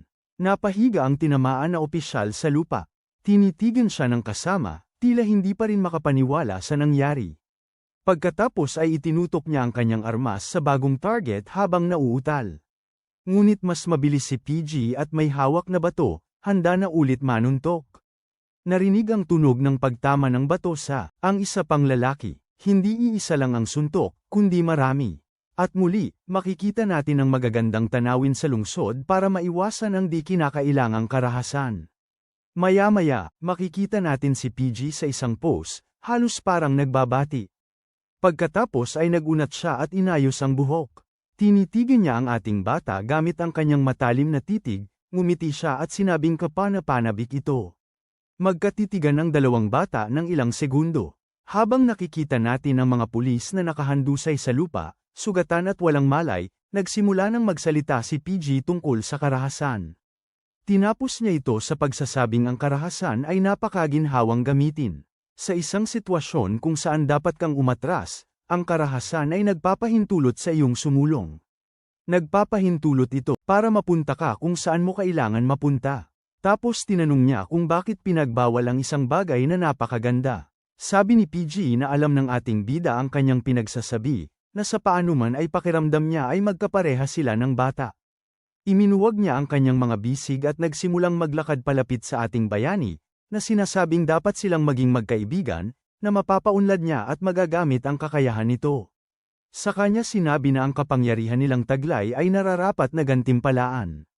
Pagkatapos ay tinanong niya kung narinig na ba ni Kim ang sinabi ng isang boss ng Yakuza sa Japan noon, na ang pera ay nagbibigay katwiran sa anumang karahasan. At ang karahasan ay nagtatayo ng mga imperyo, sinabi niya ito, diniinan niya na dapat sumama sa kanya ang ating bayani. Sabi ni Kim na pinalayas niya ang lalaking iyon. Habang magsasalita na sana si PG, nakita natin ang nakakuyom na kamao ng ating bayani na papunta. Papunta sa mukha nito, sumuntok si Kim kay PG ng malakas at napunta sa likuran nito. Tapos nakita natin ang larawan ng leader ng Yakuza na pinutol. At sunod nakita natin si Kim na sinasabi niyang ipinadala niya ang lalaking iyon para makausap ang Diyos. Pagkatapos ay bumalik tayo sa hapunan ng direktor habang ang kasama niya ay nagtatanong kung ano ang ibig niyang sabihin nang banggitin niyang may masamang elemento ang sangkot sa insidenteng iyon. Ang direktor, na may nag-aalalang ekspresyon, ay nagsabi na iba ang pumunta roon. Tapos nakita natin ang pangalan sa plaka ng mesa. Pagkatapos ay nagsalin ng inumin ng direktor para sa kongresista, sinabihan siyang uminom pa. Maya-maya pa, habang nakatingin sa kanyang computer, may nakita siyang mahalagang mensahe na nagsasabing may magaganap na pag-atake ng gang sa paaralan at dapat siyang manahimik at ang mensahe ay isang pagbabanta. Balik sa kasalukuyan, sinabi ng direktor na tila isang banta ito sa antas ng pambansang kayamanan, na ang pagnanakaw ng mahahalagang datos ng mga korporasyon ay isang krimen laban sa seguridad ng bansa. Pagkatapos, sa pag-aaway ni PG at Kim, nakita natin na naiwasan ng kalaban ang suntok na papunta sana sa mukha niya. Sa likod ng pag-iwas, isang malaking ngiti ang ipinakita ng binata. Paglingon niya, sinabi niya na, yun na pala yun, hindi na sila magiging magkaibigan. Lumingon din ang ating binata, ngunit walang imik. Sinabi ni Kim na tigilan na niya ang pagtatanong, dahil pinapasa niya ito ng mabigat na desisyon. Makikita natin ang isang gusali sa gabi na naiilawan ng liwanag ng buwan. May taong nakatayo sa harapan ng kuna kung saan natutulog ang sanggol habang sinasabi na hindi lahat ng mamamatay ay mas asama, na balang araw tayong lahat ay pinapalayasa. Sa sulok ng silid, naroon ang isang kahoy na rocking horse at isang bookshelf na puno ng maayos na mga aklat. Sa telebisyon, isang tinig ang nagsasabing ang tanging pagkakaiba ay binigyan niya sila ng bagong oras para makaharap ang Diyos. Iyang kapansin-pansing parirala ay mula kay Albert Bundy, ang kilala at kinatatakutang mamamatay tao. Si Albert Bundy ay naging bantog sa buong mundo bilang isang serial killer na nagpadala ng halos 30 babae sa kanilang kamatayan. Samantala, ang matinis na iyak ng sanggol ay umalingaungaw sa silid, kasama ang bigla at desperadong pagkilos. Isang bote ng gatas ang dumulas sa mesa at nahulog sa sahig, tumigil mismo sa paanan ng isang babaeng natatakot. Ang babae ay nangangamba at sumigaw. Ang pangalang PG Chill nang makita siyang may takureng kumukulong sa ibabaw ng kuna. Hindi maunawaan ang dahilan ng pagsigaw, tinitigan niya ang babae habang pinagninilay-nilay namin kung ano kaya ang maging pakiramdam na mamahala sa buhay at kamatayan. Kahit gaano siya kasama, si Albert Bundy ay hindi nakaligtas sa mga kahihinatnan at nagbayad ng mahal sa kanyang mga kakilakilabot na krimen. Ang susunod na eksena ay dadalhin tayo sa isang istasyon ng pulisya kung saan may nagtatanong kung may umiiyak doon. Nakita natin ang isang lalaking tinatanong si PG kung sinubukan niyang palayasin ang kanyang nakababatang kapatid at sinabi niyang oo, ilang beses na niyang sinabihan itong tumigil sa pag-iyak. Pero ang kapatid niyang si Jaiho, ay tila hindi siya narinig at patuloy pa rin sa pag-iyak. Habang nakikita natin ang sanggol na puno ng benda at mga gamit panlinis, narinig namin si PG na sinasabi na ang sanggol ang unang nagkamali. Sinabi ng opisyal na si PG ay paparusahan ayon sa Juvenile Punishment Code No. 10. Medyo kahawig ang kaso ni PG kay Albert Bundy, pero hindi naman lahat ng nagkasala ay kailangang magbayad. Sa isang youth rehabilitation center, nakita natin ang ilang batang lalaki na nakahandusay sa lupa habang nanunood si PG ng balita sa TV tungkol kay Sak at si Bushino na pinaghihinalaang gumawa ng mga karumal-dumal na gawain. Noong ika-11 araw, siya ay idineklara na inosente at si Mr. Jung Se-kyun, anak ni Congressman John Tawan, ay nakabangga ng isang 11 taong gulang na batang babae habang lasing na nagmamaneho. Pero ang balita ay hindi siya ang nagmamaneho ng sasakyan. Sa sandaling yun napagtanto niya kung ano ang kanyang misyon sa buhay, na kumita ng pera, magkaroon ng katanyagan, at kapangyarihan. Doon mismo, sa sandaling yun, naisip niya na kung mapapasa kanya ang tatlong yun, magkakaroon na siya ng lahat at sa wakas ay magiging isang espesyal na tao, ang magiging tagapag-utos kung sino ang dapat tanggalin sa pwesto, para bang siya ang Diyos. Maya-maya, nakita natin si PG na nakatayo sa harapan ng isang bata sa paaralan. May medyo mabait na ngiti, tinanong niya ang bata kung gusto nitong malaman ang tunay na dahilan kung bakit niya sinubukang ilayo ang bata. Naguguluhang tumingin sa kanya ang bata habang makikita ang kalahati ng mukha ng binata na may peklat dahil sa paso. Pagkatapos ay sinabi niya na ang bata, si Jiga, ay kamukha niya. Sunod, sabi niya isa lang sa kanila ang sapat para sa mundong yun. Wala nang lugar para sa dalawa. At pagkatapos ay tinanong niya kung naiintindihan niya yon. Ilang minuto ang lumipas, nakita natin na ipinagkatiwala na niya ang bata sa langit habang nagsisimula na ang kanyang paglalakbay tungo sa pagiging Diyos. Sa loob ng ring, nakabukas ang kanyang damit, kaharap si Kim, sinabi niyang siya ay isang kakaibang nilalang. Si Kim naman ay nagpakita ng karaniwan niyang pagkawalang gana, naglilinis ng tenga gamit ang kanyang kalingkingan habang nakasimangot. Sa sumunod na sandali, sinubukan niyang sipain si PG, ngunit maagap na nakaiwas ito sa pamamagitan ng pag-atres. Muling sumipa si Kim, pero nahadlangan yun ni PG ng maayos at maingat. Komento ni PG na, ang ginawa lang ni Kim ay ang hindi niya maintindihan. May tanong siya, pero pansin namin ang isang sugat sa ulo niya, bahagyang dumudugo pa. Habang mas lumilitaw ang sugat, gusto niyang malaman kung paano kaya nahuhulaan ni Kim ang mga galaw niya. Ginagaya ang pananalita ni PJ, tinanong ni Kim kung nahampa ba ito sa ulo at sinabing mas mabilis lang siya. Dagdag pa niya, wala lang daw yun, nagpapainit lang siya at naglalaro. Sinabi ni Kim na matagal na rin daw simula nang makaharap niya ang may ganong kakayahan at tinanong kung ordinaryong tao lang ba si PJ. Sumagot si PJ na madali na niyang nalampasan ang maraming kalaban, mas magaling sa karamihan sa kanila. Naalala niya ang pagkakahawak niya sa isang piraso ng kahoy na napapalibutan ng mga natumbang katawan, lahat ay talo na. Naalala rin niya ang pagsakal niya sa isang kalbong boksingero sa loob ng ring sa isang mabangis na laban. Sumusulpot pa ang isa pang alaala, ang pag-iwan niya sa isang lugar na puno ng mga katawan, may mga pulang yapak na nagmamarka sa daan. Balik sa kasalukuyan, tinapos niya ang pangungusap na sinasabi na ito ang unang beses na nangyari ang ganito. Sumagot si Kim na kung magsisimula na siyang magsalita ng kakaiba, mas mabuting manahimik na lang siya. Bigla na lang sumugod si PG nang mabilis patungo sa ating bayani, na sinasabing siya ay talagang napakakawili-wili. Tumama ng diretso sa mukha ng bata ang suntok, gamit ang di inaasahang lakas at katumpakan, pero ang mga mata ni PG ay nanatili sa lugar kung saan niya akala'y tumama ang dating suntok. Mabilis siyang tumingin pababa at napagtanto na wala roon si Kim, kundi nasa ibang bahagi na ng larangan. Komento ni Kim na isang galaw pa lang ang nakita ng lalaki tapos kinopya na agad, tinatawag siyang walang kwenta ang tao dahil walang pagkamalikhain. Ginulat ni Kim si PJ nang sumuntok siya ng malakas pataas, tumama ito kay PJ ng malakas. Napaatras ang mukha ni PJ dahil sa lakas ng tama habang pinagmamasdan siya ni Kim, sinusuri ang kanyang mga galaw. Muli, mabilis na bumaba ang tingin ni PJ, at sinabi niyang si Kim ay talagang napaka-interesante. Sa pagtatangkang gumanti, sumuntok siya mula sa itaas, ngunit si Kim ay nakaiwas sa tamang oras gamit ang kanyang liksi. Saglit na huminto ang ating bayani, pinag-aralan ang kalaban sa harap niya ng may pag-iingat. Pagkatapos ay nabigla siya ng suntok na nagmula sa kanan, diretso sa mukha niya, mabilis. Buti na lang at nakailag siya agad, kaya hindi siya nataman. Sunod-sunod na pag-atake ang ginawa ng kalaban, kaya napaatras ang ating mandirigma habang ipinagtatanggol ang sarili. Sa isang pagkakataon, nakapaghiganti ang ating bayani at nakasuntok sa kaliwang bahagi ng mukha ni PG. Habang tumatama ang kamao ng ating binata sa mukha ng kalaban, ngumiti siya. Sa kaliwa, nakita natin ang pag-ikot ng ulo ng kalaban, pagkatapos matanggap ang suntok mula kay Kim, na nasa kanan at malakas ang pagsuntok. Tapos nag-isip ang ating bida kung naiwasan niya ba ang suntok sa pamamagitan ng pagpapadaos-dos ng kamao nito sa mukha niya, habang ang isa naman ay bahagyang natawa.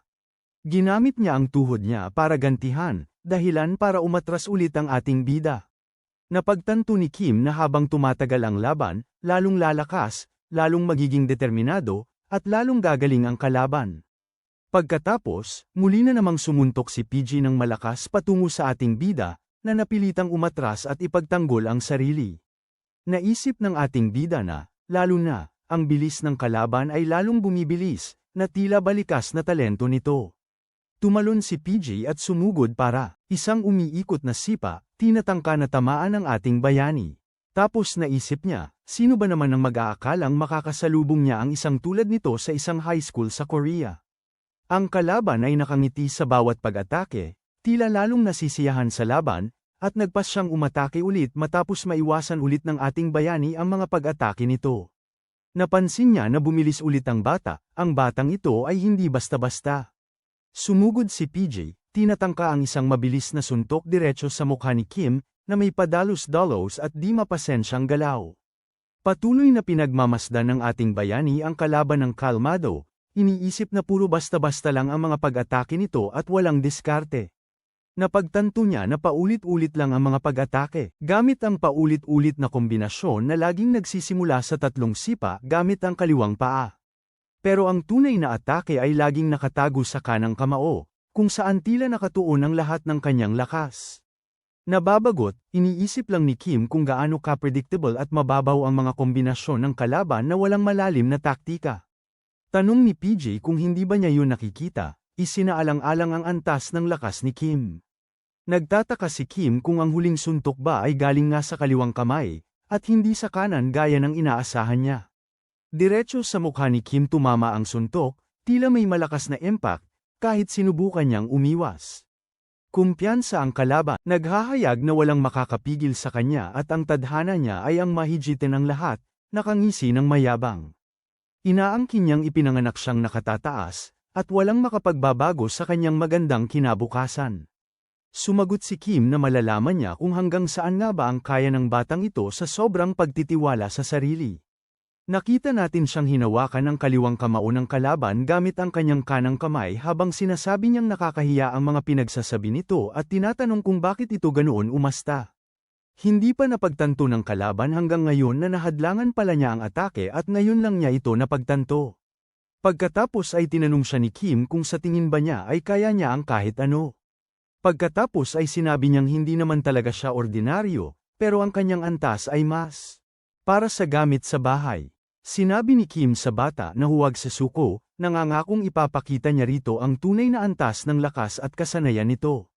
Nagsimulang manlaki ang mga ugat sa kamao ni PJ, hudyat ng biglaang pagdagsa ng enerhiya o tensyon. Nanatili ang walang emosyon na ekspresyon ni Faceless, pero kita rin ang paglumaki ng mga ugat niya habang sinusubukang unawain ang ibig sabihin ni Kim na, huwag sasuko. May biglang nangyari, at isang pag-atake ang isinagawa ng ating bayani na napakabilis na halos hindi makita. Napansin ng isa pang bata ang kakaiba sa kaliwang mata niya na parang may tumama na hindi nakikita. Napagtanto niyang bigla siyang nabulag sa isang mata, kahit wala siyang nakitang pagkilos mula sa kalaban. Habang sinusubukan niyang maunawaan, anong nangyayari, nagsimula siyang makaramdam ng kakaibang kumakalat sa mukha niya. Malamig na inutusan siya ni Kim na tumahimik, na may paghamak na sinabing wala siyang halaga. Ang pakiramdam ay parang nababalot ng dilim, na para bang nasa palad siya ng isang nakatataas na nilalang. Naramdaman ni PG ang paghigpit ng pagkakahawak sa kanya, na parang may di nakikitang lubid na unti-unting sumisikip sa leeg niya. At ang bigat ay napakalakas, para bang sisikilan siya ng kanyang kalaban. Dalawang tao ang naglalakad sa harap ng isang lugar at tinanong ng isa kung yun ba ang pinagtatrabahuan ni Chief Park at sumagot naman ang isa ng oo. May nakitang isang lalaking kalbo, nakatali at may takip sa bibig, walang malay habang isa sa mga.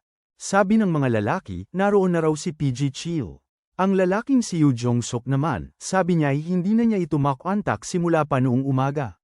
Habang nakakakita sila ng mga vending machine ng laruan, sabi ng isa sa mga lalaki na kung makikialam ka kay PJ, maaaring masangkot ka sa gulo.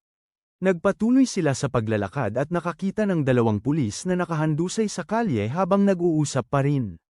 Nakapatay ang sasakyan ng pulis, pati na ang ilaw nito. Sa wakas, nakarating sila sa pinangyarihan ng pagtatalo ni Kim at PJ, at nakita nila ang ating bida mula sa likuran, may nakahiga sa lupa sa harapan niya. Nagulat ang bata nang makita ang eksena, halatang nabigla sa kanyang nasaksihan. Pagkatapos, nakita nila ang katawan ni PG Chill na may mga pilay ang mga braso at paa. Sa isang kakaiba at lubhang hindi natural na paraan. Nakatulala pa rin, tanong ng binata ng malakas kung yun nga ba ang nabalisang katawan ni PG Chill. Dahan-dahan namang inililipat ni Kim ang katawan nito, usisa kung sino ang bagong dating sa pinangyarihan ng away. Gabi pa rin at umuulan sa harap ng isang gusali. Sa loob ng gusaling yon, makikita ang isang pasilyo na puno ng mga walang malay. Ang batang lalaking nakasuot ng dilaw na jacket, nakatayo at nakatingin sa lalaking kalbo na may takip sa bibig at nakatali sa upuan, ay nagsabi na isa ito sa mga tauhan ni Park. Naalala ang katawan ni PG Chill, na hinuha niya na dahil sa tindi ng pinsala, maaaring magkaroon ng permanenteng kapansanan ang bata. Pagkatapos ay ibinalik niya ang tingin kung saan may isa pang lalaking nakahiga at nagtanong kung sino ang lalaking gumawa noon. Tapos tinanong ng boss kung ang tinutukoy ba niya ay yung lalaking gumawa kay PG Chill na parang isang malaking bukol ng karne. Sabi naman nung isa, iniisip niya kung tama ba na basta na lang ipadala ang bata. Yung lalaking nakahiga sa kama, ang leader, ay nanahimik sandali. Tapos sabi niya, walang dahilan para tumakbo. Balik tayo sa himpilan ng pulisya. Nakita natin ang badge ni Park Chung-sik habang may nagsasabi na nahak ang telepono niya. Hawak ng lalaki ang kanyang telepono, sinasabi na may kakaibang icon na hindi naman doon dati at nagtataka kung sino ang mangangahas na pakialaman ang telepono ng isang pulis. Sa mga mensahe niya, may nagsasabi na sana'y simulan ng imbestigahan ng maayos ang mga krimeng ginawa ng mga estudyante ng Iljan High School sa mga nakaraang taon. Sabi pa ng tao, gumawa sila ng listahan ng mga suhol na natanggap niya pati na rin mga larawan at video footage niya sa mga sitwasyong hindi dapat niya madaanan. Tapos ang mensahe ay nagbabanta sa kanya na imbestigahan niya ng mabuti ang mga estudyante roon. Naikayam niya ang kamao dahil sa banta habang iniisip kung sino ang taong yon. Balik sa eksena ng lalaking nakahiga sa kama habang nagsisindi ng sigarilyo at sinasabing ang bata ay totoong malakas.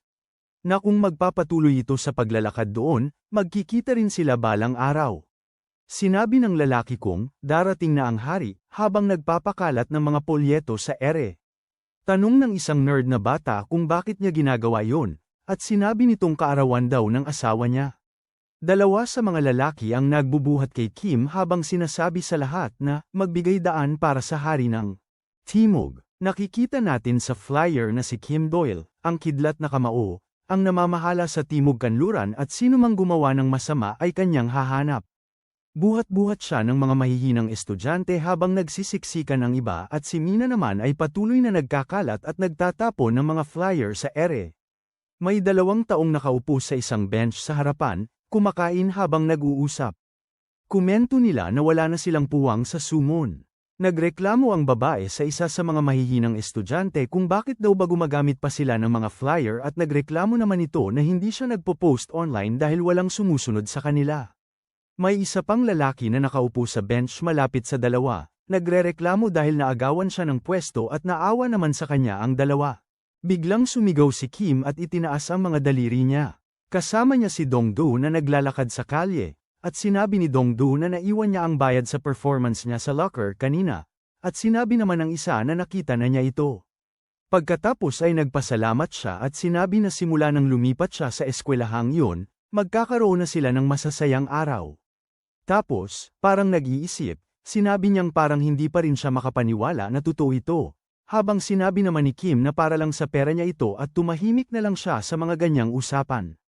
Sunod, sinabi niya kung sino ba naman ang mag-aakala na mapapabagsak niya si PG Chill sa Elgin High School, at nagkomento pa nga na sunod-sunod na kakaibang pangyayari ito. Tapos, nakita natin na kinuha na ni Kim ng litrato si PG Chill at ipinadala ito kay Dongdo na sinasabing natalo na niya ito at para may handa ang kanyang bayad sa Lunes. Masaya, tinanong ng kaibigan kung hindi ba yun photoshopped at sinabi nitong mas madali pa sanang i-edit ang isang larawan kaysa gawin talaga yon. Si May Dongdo ay napayuko, tila unang beses na nakaramdam ng tunay na saya simula pa sa umpisa. Pagkatapos ay dagdag pa niya na hindi naman ito magiging pabigat sa kanya dahil kailangan din niyang maging handa. Sunod niyang sinabi na gusto niyang matuto ng pakikipaglaban. Si Kim na kumakain ay napatingin sa kanya ng may pagtataka. Isang lalaki na si Wei Sekyun, panglima sa ranggo sa Sukdong High School ay nagtanong sa isang tao kung natalo na ba si PG Chill. Sabi pa niya na kung totoo yon, dapat silang magdiwang dahil ngayon. Sila naman ang susunod. Tapos tinanong niya kung isa o dalawa ang batang yun na lagi lang nagbibiro tungkol sa paghahanap sa 12 bansa. Hindi basta-basta mapapasuko si PG Chill at lumingon siya kay Dongyuk at tinanong kung ganun din ang iniisip nito. Ang bata ay nasa gitna ng isang bilog na may iilang bilog na iginuhit sa katawan niya at nang tawagin siya, parang nagising siya mula sa panaginip. Tapos nakita natin ang bowl ang hawak ng ibang bata na inihagis sa tiyan niya. Napaupo ang bata dahil sa sakit. Tumayo ang lalaki at sinabi niyang sinabihan na niya itong huwag magtatanong at sumagot lang sa tinatanong. Sunod ay tinanong niya kung ano ang ginagawa ng bata at inutusan itong ibalik sa kanya ang bola. Tumayo ang bata at sinabi, "Oo." Tumakbo siya kung saan nahulog ang bola at kinuha ito habang tumatawa ang iba. Matapos ibigay ang bola sa ibang bata, sinabihan siyang bumalik sa kanyang upuan. Nakita natin na nakasulat sa bilog kung saan dapat umupo ang bata na ito ay isang lugar na nakalaan para sa mga hindi matalino. Habang naglalakad siya papunta roon, nagtatawanan ang mga nasa likuran niya at pinagtatawanan siya. Sinabi ng lalaki na ang mga magulang lang ang dapat sisihin dahil sa pagsilang ng isang walang kwenta, at tinanong kung sang-ayon ang bata. Dumating ang bata sa inutos na lugar at nanahimik sandali, hindi sumasagot. Pagkatapos ay tinanong ulit siya ng nananakot kung ang mga magulang niya ay nagkaanak ng isang bata na siya at tinanong kung tama ba siya. Pero nanatili lang na tahimik ang bata. Lumakas at nanakat ang boses ng bully, tinanong ulit kung hindi ba siya sang-ayon. Tumahimik pa rin ang bata. Nagsimula ng magalit ang bully at tinanong kung uulitin pa ba nito ang pananahimik. Pagkatapos ay kinuha niya ang bola at malakas na binato sa bata. Tatama sana ang bola sa mukha ng bata. Pero nakaiwas ito sa huling segundo kaya lumipad ang bola sa ibabaw niya. May ibang taong nakasalo ng bola. Sinabi ni Donggu na nagulat siya habang hawak ni Kim ang bola. Lumingon ang bata para tignan kung sino ang dumating. Ang ating bayani ay may karaniwan niyang bored na mukha, yung mukha ng taong handang manalo sa lahat. Malapit, mayroong kung anong pula sa paa niya. Tinanong ng bully kung sino siya at napansin ang uniforme ng Sumun High School. Bigla na lang, tinamaan ng bola ang bibig niya ng malakas. Napakalakas ng impact kaya nabasag ang ngipin niya at napasigaw ang babaeng katabi niya sa gulat. Lumingon siya kay Kim at tinawag itong baliw. Iniabot ni Kim ang tray ng pagkain niya sa mahiyain na bata na nagtanong kung para sa kanya yon. Noon lang napansin ng babae na napakagwapo ni Kim. Nagtaka naman ang ibang bullies kung ano ang problema sa gwapong lalaking iyon. Tanong ng isa sa kanila kung nababaliw na ba ang mga estudyante ng Sumun High School dahil hindi niya nakikilala ang uniforme nila. Tapos tinanong niya kung hindi ba nila alam kung sino sila habang inilagay ng ating bayani ang kamay sa bulsa ng kanyang Amerikana. May nakuha siyang baril at itinutok sa ulo ng bata na sandaling hindi makapaniwala sa nangyayari. Pagkatapos ay pinaputok niya ang baril sa mukha ng bata.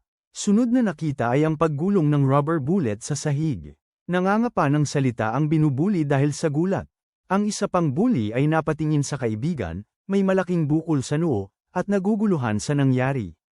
Napaatras siya, nauutal. Pagkatapos ay sumugod siya sa ating bayani at nagtanong kung paano ito nakakuha ng baril sa Korea.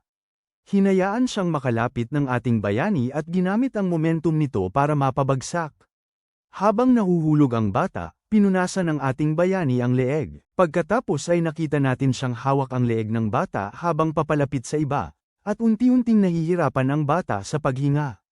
Iniharap ni Kim ang bata sa pader at inihampas ang mukha nito. Agad niyang itinutok ang baril sa likod ng bata na ngayon ay wasak na ang mukha. 3 beses niyang binaril ang likod ng bata. Umiyak at nagmura ng malakas ang bata dahil sa sakit.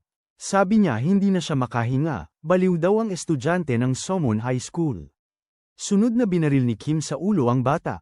Muli na namang nagtanong ang dalawang bully kung sino siya at bakit may dalang baril sa Korea, at sinabihan siyang ibaba iyon. Tumanggi si Kim habang pinupunasan ang baril at sinabi sa kanila. Sabay-sabay silang sumugod dahil inaasar siya.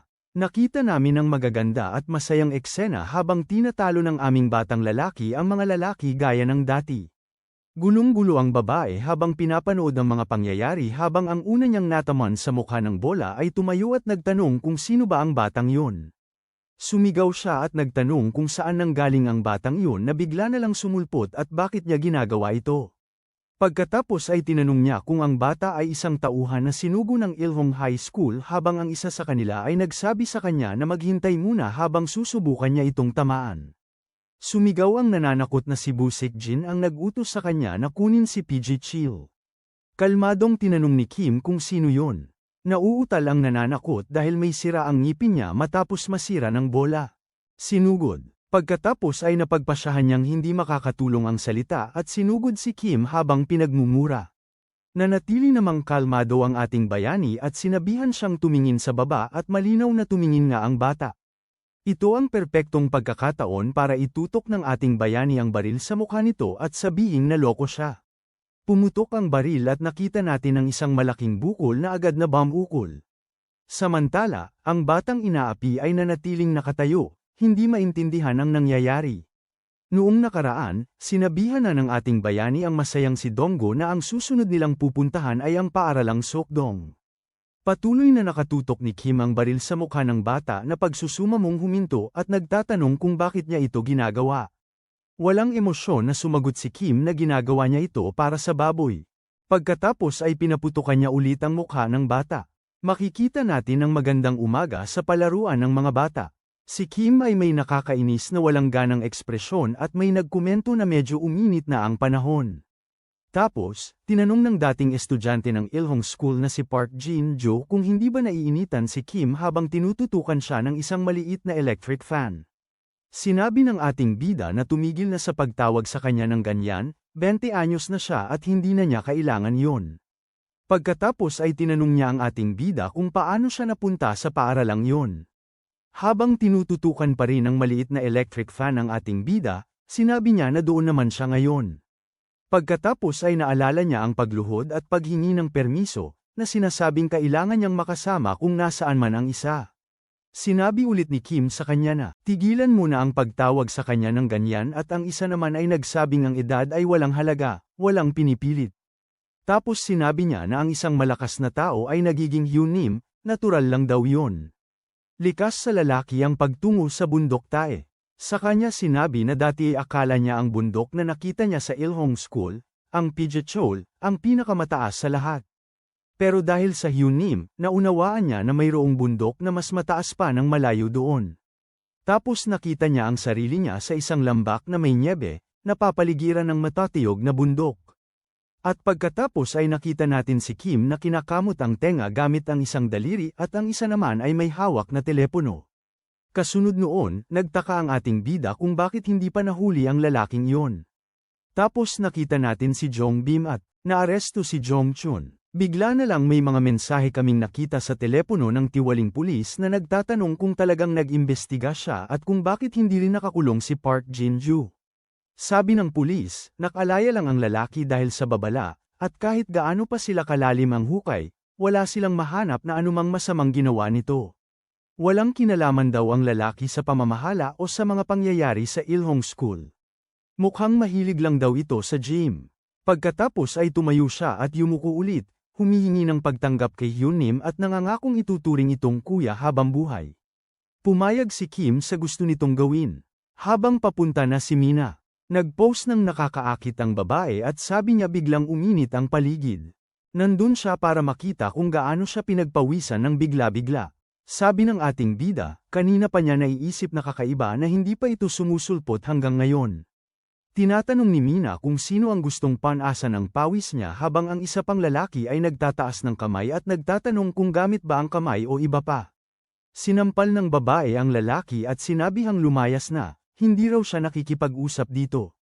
Si Kim, halatang nababagot na, nag-iisip kung hindi ba mas mabuti pang lipulin na lang silang lahat at umalis na sa Korea. Si Donggo, na namamangha ang buong oras, tinawag ang pansin ng ating bida at tinanong kung tama ba ang pagtingin niya sa timer at kung hindi pa ba tapos ang oras. Sabi ng mahiyain na bata, mukhang nagsisinungaling siya. Tapos tinanong kung ano ang kinalaman noon sa pakikipaglaban. Naalala niya ang sinabi ni Kim na kailangan niyang mag-ehersisyo ng 2 buwan at lower body lang ang i-train. Habang binubugbog ni Mina ang lalaki, sinabi ng nerd na wala pa rin siyang natuturuan na techniques. Muli niyang tinanong kung magiging magaling nga ba siyang makipaglaban dahil doon. Sa stopwatch ng phone ni Kim, nakita natin na 14 na minuto na siyang nasa ganoong posisyon. Sinabihan siya ni Kim na tumahimik at kung gusto niyang sumuko na lang siya. Tapos sa banyo, may nagsalita sa katabing cubicle ng nerd, sinabing 6 na milyon ang magagastos. Sinabi nitong kung ang susunod na hakbang ay ang pag-aalis sa mga estudyante ng Supdong School, 6 na milyon ang bonus. Tinanong ni Donggo kung hindi ba dapat, 1 milyon lang tapos mamaya na lang daw pag-uusapan dahil hindi raw siya makapag-concentrate. Sabi naman ni Kim, hindi naman daw kasalanan niya kung kailan gusto ng tiyan ng kalaban na gumana, at uulitin daw niya ulit. Mas mahirap talunin ang Supdong High School kesa sa Iljong. Tapos tinanong ng nerd natin kung na-research ba niya yun dati pa.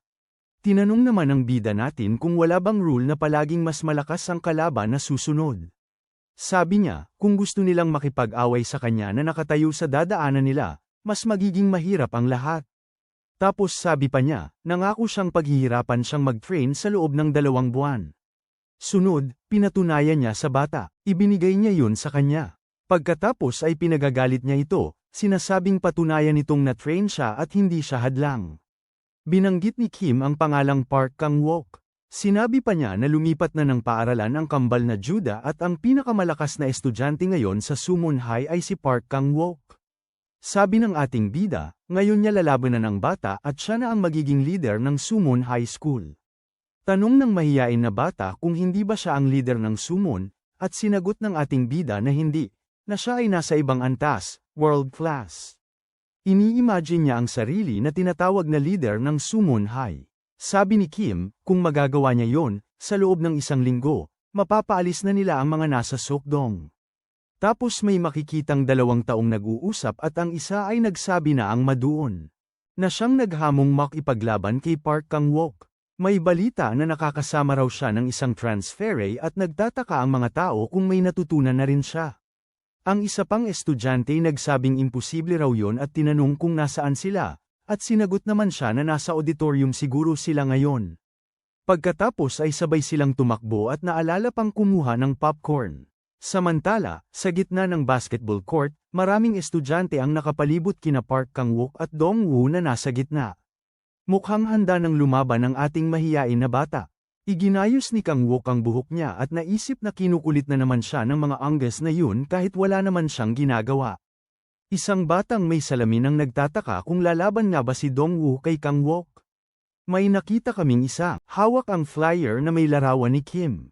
Isang malaking lalaki ang nagtanong kung siya nga ba ang nakatalo kay PG Chol, at ang isa pang sumusunod naman ay nagsabi na yun ang sabi ng mga nakakita, pero baka chismis lang daw. May malaking peklat ang lalaki sa mukha at nakangiti habang tinitingnan ang flyer. Sabi niya, totoo nga pala ang batang nakalaban kay PG Chol. Hindi raw niya alam kung paano nangyari yun. At natapos na raw ang karera ni PG Chol, at malaki ang posibilidad na sangkot ang pambansang pamahalaan sa nangyari. Inihagis niya sa ere ang flyer, at nagtataka kung paano natalo ng mga estudyante mula sa Sumun High ang isang tulad ni PG Chol. Parang nakakadena ang tingin niya, sabi niya may mga traidor na nagpapahamak sa pangalan ng 12 bansa kahit saan. Dumaan siya sa isang pinto at sinipa ang elektronikong kandado na parang walang anuman. Tapos nakita natin itong nahulog sa sahig, tumalbog. Sinimulan ng lalaking may peklat na mukha na buksan ang pinto, inihagis ang sira-sirang doorknob habang sinasabi na hindi mahalaga, nasa timog kanluran ng Seoul yun. Pagpasok sa silid, nakita niya ang ilang lalaki na may hawak na mga panlaban, handang makipaglaban, habang patuloy niyang sinasabi na hindi mahalaga, nasa hilagang silangan ng Seoul yun. Tinanong niya ang isang tao sa silid na si Park Sang-sek kung hindi ba totoo ang sinabi niya at tinawag itong traidor habang nakangiti at nakatitig sa mga lalaking may hawak na armas. Tapos na niyang itanong kung mangangahas ba silang makipagnegosyo gamit ang pangalan ng kanilang boss. Isa sa mga lalaki sa likuran, may hawak na baseball bat at pula ang buhok, ay mukhang galit at pawis na pawis. Sumigaw siya, tinatanong kung ano ang ginagawa ng iba, bakit hindi inaatake ang kalaban. Pagkatapos ay nagpas siyang sumugod silang lahat sa natatakot na malakas na lalaki. Ang una, may hawak na kutsilyo, ay tinamaan ng suntok nang hindi man lang nakita kung saan galing. Bumagsak na siya agad sa lupa nang sumugod naman ang kaibigan niyang may baseball bat. Iniikot ng malakas na lalaki ang katawan niya at hinawakan ang lalaki sa ulo habang bumabagsak ito. Samantala, hinawakan niya ang ulo nito at sinipa ng malakas sa mukha. Sa isang sulok ng silid na yun, nakikita natin ang isang tsinelas na mapag-alangan dahil sa nagaganap na labanan. Dalawa pang lalaki, ang isa'y may hawak na martilyo at ang isa'y walang dala, ay kinakabahan sa paghaharap sa malakas at may gallows na lalaki. Ang lalaking yun ay nakangiti at nakatingin sa kanila habang ang lalaking lumuhad ay bumagsak sa harapan niya. Mula sa itaas, makikita na dalawa na lang ang natitirang kalaban at ang lalaking pula ang buhok sa likuran. Sumugod ang malakas na lalaki para tapusin sila agad. Napakabilis niyang sinugod ang dalawa sa harapan niya, kaya lumipad ang martilyo. At pagkaraan ng isang segundo, nasa harapan na niya ang lalaking pula ang buhok.